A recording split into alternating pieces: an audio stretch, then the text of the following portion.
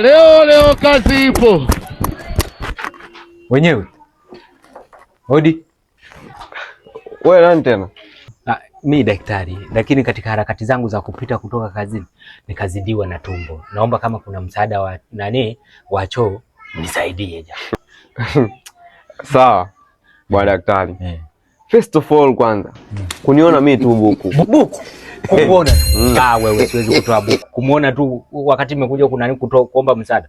Mbona sito hiyo hela. Unalalamika akati sisi tukijaga hospitali kwenu waga mnatuambia kuwaona nyewe 2,000, 3,000, wengine mpaka 20,000. Mimi nakwambia tu kijibuku wigo unaanza kuleta vijimanenore. Mtoa buku hilo. Wewe sema tu yani kwa sababu nimejaliwa ngoja tu nicho. Yaani natoa hii buku kwa uchungu. Sasa sikia.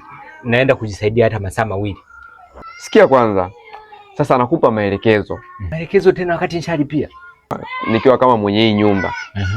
Cha kwanza usijisaidie pembeni.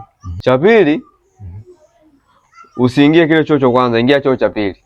Sasa hiki choo mbona masharti mengi sana? Unalalamika nini? Mbona sisi tukijaga hospitalini kwenu waga mnatupaga maelezo mengi. Mimi nakupa maelezo kidogo tu, usitumie hiki na hiki, unaona mimi naongea sana. Wewe hiki choo kina masharti kibao bana.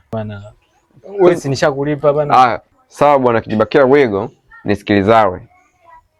Utalipia 5,000 hapo. 5,000? Kunya 5,000. Wewe siwezi kulipia kunya 5,000. Aheri hata ni halisi. Aheri ni baki nayo. Kulipa 5,000. 5,000 kunya. Sisi tunalipaga tukijaga. Wewe aheri hata mavi yangu niyarudishe. Niyarudishe. Sasa sikia, leta na buku yangu hapa. Cheza nini? Wewe ndio kwa mwe kunya 5,000. Wewe si mnataka utajirika kwenye mavi yetu. Wewe achana na mimi. Sasa lele basi 2,000 discount.